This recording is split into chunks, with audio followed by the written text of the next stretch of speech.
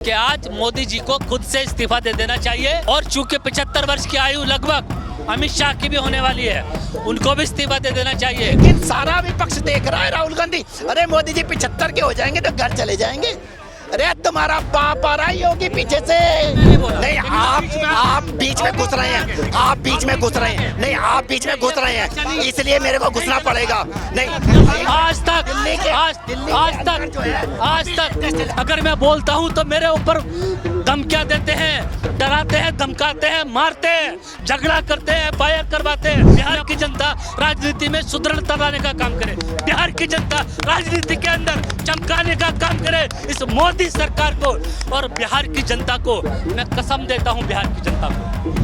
मोहन भागवत के बयान के बाद से लगातार राजनीतिक घमासान जो है वो मचा हुआ है। मोहन भागवत जी ने सीधे सीधे तौर पे कहा है कि अगर आपकी उम्र 75 साल हो जाती है तो आपको बाजू हो जाना चाहिए, आपको किनारा हो जाना चाहिए। संजय जी क्या कहना चाहेंगे? संघ प्रमुख मोहन भागवत ने ये बयान दिया और उसके बाद से सीधे सीधे कहा जा रहा है कि प्रधानमंत्री मोदी के लिए ये इशारा है।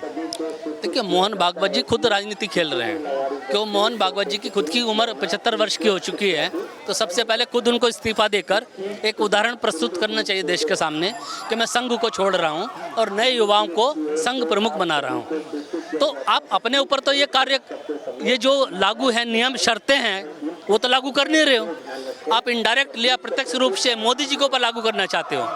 मोदी जी को 75 वर्ष की आयु तक इंतजार करने की आवश्यकता क्यों थी? बिहार की राजनीति के बाद उनको रिटायर्ड कर देना चाहिए था। आपने क्यों 3 बार का कार्यकाल आरएसएस ने, मोहन भागवत ने मोदी जी को दिया? क्यों दिया आपने? जब आप कहते हो कि 35 वर्ष की आयु में राजनेता को रिटायर्ड हो जाना चाहिए, ये मोहन भागवत का बयान है। मोहन भागवत जी हमारे श्रद्धेय हैं, मैं बड़े सम्मानपूर्वक बोल रहा हूँ। एक तरफ आप कहते हो कि 35 से 40 वर्ष की आयु तक एक राजनेता को राजनीति से संन्यास ले लेना चाहिए, दूसरी तरफ आप नरेंद्र मोदी जी को गुजरात की राजनीति से उठाकर देश की राजनीति के ऊपर थोप देते हो और 3 बार अपने आरएसएस के पूरे कार्यकारिणी के साथ, पूरे गठबंधन के साथ उनको चुनाव जिताते हो और आज कहते हो 75 वर्ष की आयु के बाद रिटायर्ड हो जाना चाहिए। बात सही है? नहीं, बात सही है, देश भी मानता है। कुछ लोगों का ये भी कहना है कि कहीं अपने साथ साथ वो अब मोदी जी को भी इशारा दे रहे हैं कि भाई कार्यकाल पूरा नहीं हो पाएगा, और इसी को लेके जो पवन खेड़ा है वो तंज कस रहे हैं कि अच्छे दिन आने वाले हैं क्योंकि मोदी जी जाने वाले हैं। देखिए, अच्छे दिन तो इस देश के अंदर आए नहीं है, ना मोदी जी के अच्छे दिन आए, ना देश की जनता के अच्छे दिन आए, क्योंकि मोदी जी ने कहा था कि भाइयों बहनों भारतीय जनता पार्टी की सरकार बना दो और विदेशों में जो काला धन है मैं उसको वापस लेकर आऊंगा और आपकी समृद्धि, उन्नति, प्रगति सुनिश्चित करूंगा, चूंकि आपके खातों में 15 लाख रुपए भेज दूंगा। अमित शाह आ गए, ये तो जुमला है, नहीं मिला, गारंटी क्या है आगे मिलेगा? बात यह है कुल मिलाकर कि आज मोदी जी को खुद से इस्तीफा दे देना चाहिए और चूंकि 75 वर्ष की आयु लगभग अमित शाह की भी होने वाली है, उनको भी इस्तीफा दे देना चाहिए। चलिए ठीक है भाई साहब, क्या कहना चाहेंगे? संघ प्रमुख भागवत जी ने बयान दे दिया है कि 75 वर्ष की जो अगर आयु हो गए तो आपको किनारा हो जाना चाहिए। इशारा क्या मोदी जी को दिया गया है? मुझे एक बात बताइए, मोहन भागवत जी ने जो कहा वो मोहन भागवत जी जाने, देश की जनता के मन में आज भी मोदी जी हैं, कल भी मोदी जी थे और अभी मोदी जी रहेंगे। लेकिन भाजपा पे जो पूरी पकड़ है वो संघ की है, संघ उनका आधार है। सर, आपके बीच में नहीं बोला, इसीलिए अभी आप 10 मिनट और ले लो। अच्छा ठीक है, आप हमारी बात, एक सवाल, संघ जो है आधार है भाजपा का, और अगर मोहन भागवत कोई बात कह दें तो पूरी भाजपा के लिए वो एक लकीर हो जाती है, उसको कोई काट नहीं सकता। देखिए, मोहन भागवत जी की बात जो है सर आंखों पे है, उसका सम्मान करते हैं, पूरे देश सम्मान करता है। रही बात 75 साल की तो वो एक अलग मैटर है। देश की जनता से बड़ा कोई नहीं है, इस हिंदुस्तान की जनता से बड़ा कोई नहीं है, और मैं बताऊं आपको, ये 75 के आंकड़े में फंसे हुए हैं। सारा विपक्ष देख रहा है मोदी जी की टकटकी लगाए, 75 साल की उम्र हो जाएगी तो मोदी जी घर चले जाएंगे, मोदी जी घर चले जाएंगे। हम उन पे विश्वास नहीं। एक मिनट, मैं उन्हें क्या कहा, उनकी बात को मैं ऊपर है, वो अलग बात है, लेकिन सारा विपक्ष देख रहा है राहुल गांधी, अरे मोदी जी 75 के हो जाएंगे तो घर चले जाएंगे। अरे तुम्हारा बाप आ रहा है योगी पीछे से, और अभी भूल जाओ। मैं बताऊं आपको, देखिए 29 में फिर मोदी जी रहेंगे, 27 में उत्तर प्रदेश में फिर योगी बाबा आ रहे हैं। चलिए ठीक है, अच्छी बात है। हम ये कह रहे हैं कि अगर मोहन भागवत ये बयान दे रहे हैं तो कहीं ना कहीं अब उनको विश्वास नहीं है मोदी जी पर। यार मैं मोहन भागवत जी की, आप मोहन भागवत जी के पीछे क्यों पड़ गए बार बार? क्योंकि उनका बयान है ना, उनकी बात का सम्मान है, उन्होंने जो कहा है वो ठीक है, अच्छी बात है। मतलब कि अब क्या वो आप इलेक्शन नहीं लड़ेंगे क्या?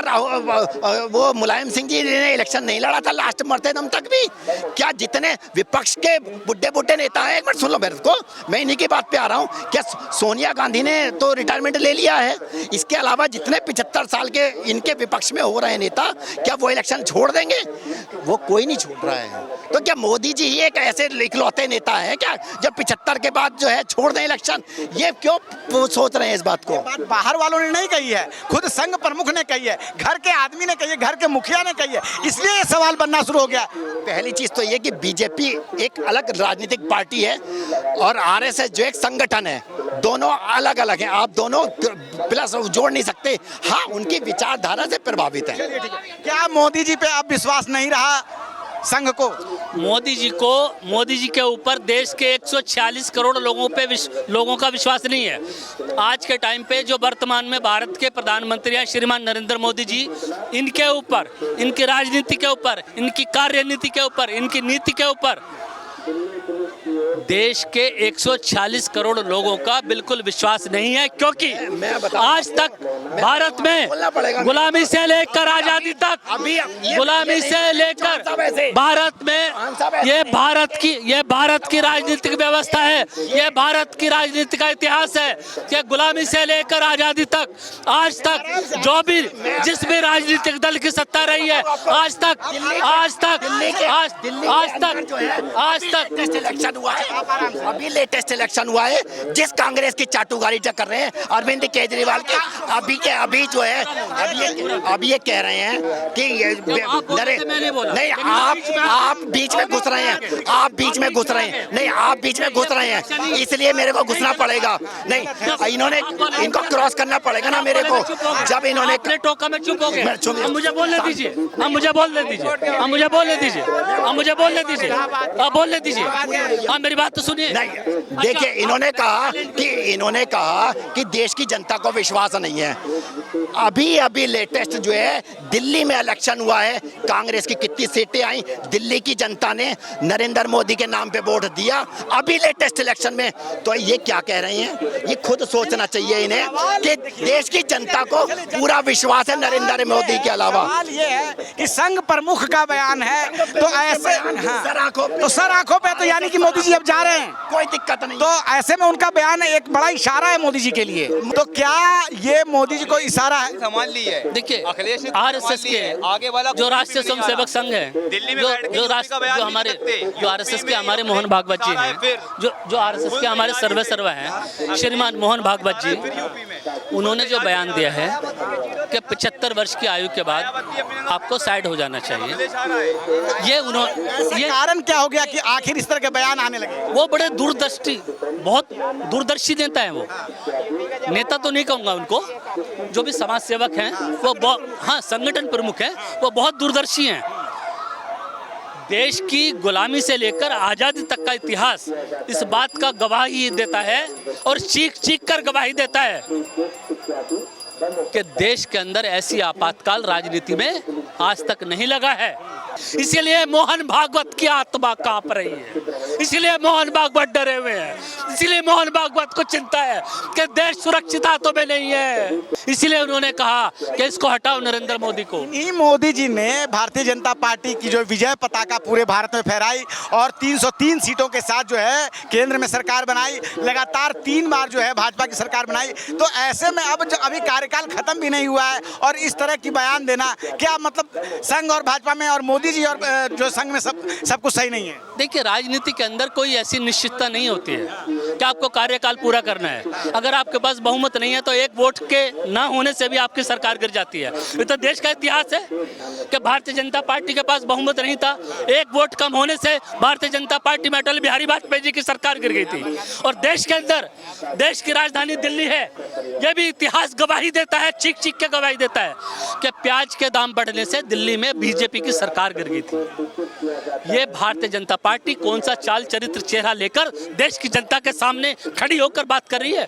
मोहन भागवत जी ने बिल्कुल सही बोला है कि नरेंद्र मोदी को रिटायर होना चाहिए। नरेंद्र मोदी सरेंडर राजनीति में। लेकिन जिन मोदी जी के पीछे पूरी की पूरी भाजपा लगी रहती है, अगर वो अपना एक प्रोफाइल में मैं चौकीदार हूं तो लिख देते हैं, तो पूरी की पूरी भाजपा की टीम, भाजपा समर्थक, उनका कैबिनेट पूरी उस चीज को फॉलो करता है। ऐसे में सिर्फ मोहन भागवत के बयान से क्या मोदी जी मान जाएंगे? क्या मोदी जी के लिए ये इतना आसान है उनको उनकी कुर्सी से हटाना उनके कार्यकाल के खत्म होने के पहले? देखिए, मोहन भागवत जी के हाथ में है कि वो देश को किस दिशा में लेके जाना चाहते हैं। यहाँ पर 2-3 लोग हैं। अमित शाह चाहते हैं कि मोदी हटे तो मैं प्रधानमंत्री बनूं, गडकरी साहब चाहते हैं कि ये हटे तो मैं प्रधानमंत्री बनूं, राजनाथ सिंह खुद चाहते हैं ये हटे तो मैं प्रधानमंत्री बनूं। बात यह है कि जो हमारे मोहन भागवत जी हैं, उन्होंने बड़ा स्पष्ट संदेश दे दिया है कि मोदी 17 सितंबर के बाद प्रधानमंत्री नहीं रहने चाहिए, चाहे योगी आए या गडकरी साहब आए, कोई भी आए। इसीलिए हमें बार बार कहना पड़ रहा है कि इस देश की राजनीति में बदलाव लाने की जिम्मेवारी देश के नागरिकों की है। और देश के जो हमारा देश के अंदर एक प्रदेश है बिहार, बिहार के अंदर जिस तरह से चुनाव आयोग ने राजनीति में अराजकता पैदा कर दी है, जिस तरह से उनके अंदर एक तरह से डर पैदा कर दिया, भय पैदा कर दिया है कि कागज दिखाओ, 11 कागज दिखाओ, अपने माँ बाप का कागज दिखाओ। मैं बड़ी जिम्मेवारी से आपके चैनल पे बोलना चाहता हूँ कि बिहारियों, मेरे माताओं बहनों, बिहारियों, आप मेरे भाई बहनों, इस चुनाव आयोग से बोलो कि 28 जुलाई को सुप्रीम कोर्ट में तारीख पड़ी हुई है, सुप्रीम कोर्ट में बहस हो तो जज साहब, जो खंडपीठ इसकी सुनवाई कर रही है, वो खंडपीठ पूछे कि चुनाव आयुक्त है जो बिहार का, पहले वो अपने माँ बाप का जन्म प्रमाण पत्र दाखिल करे, एफिडेविट लगा के। सारे बीएलओ अपने माँ बाप का जन्म प्रमाण पत्र दाखिल करें। ऐसे ऐसे फरमान लेके आते हो, ऐसे ऐसे अध्यादेश लेके आते हो, ऐसे ऐसे तुगलकी फरमान लेके आते हो कि बिहार के लोगों को उनके वोट डालने से वंचित कर दिया जाए। अरे बिहार के अंदर कारोबार नहीं थे, बिहार के अंदर रोजगार नहीं थे, व्यापार के अंदर व्यापार नहीं था, कारोबार नहीं था, रोजगार नहीं थे। इसलिए बिहार के लोग दिल्ली आ गए, पंजाब चले गए, राजस्थान, मध्य प्रदेश, उत्तराखंड, उत्तर प्रदेश चले गए काम करने के लिए। क्या करें? मनरेगा के अंदर 100 दिन का काम मिलता है, एक साल में 365 दिन होते हैं। जीने के लिए, खाने के लिए, पीने के लिए, जीवन जीने के लिए, जिंदा रहने के लिए 365 दिन लगातार 3 दिन का भोजन नियमित चाहिए। यह है सरकार की व्यवस्था। अगर मैं बोलता हूं तो मेरे ऊपर धमकियां देते हैं, डराते हैं, धमकाते हैं, मारते हैं, झगड़ा करते हैं, फायर करवाते हैं। मैं पूछ रहा हूं मोदी सरकार से कि मनरेगा के अंदर 100 दिन का रोजगार क्यों मिलता है? साल में 365 दिन होते हैं, 365 दिन रोजगार मिलना चाहिए। अगर बिहारियों को या सारे लोगों को, गरीब लोगों को 365 दिन रोजगार मिलेगा तो वो क्यों जाएंगे दूसरे प्रदेशों में पलायन करने के लिए? क्योंकि आपकी नियति ऐसी है, आपकी नीति है। ये नीति नहीं, ये कुनीति है।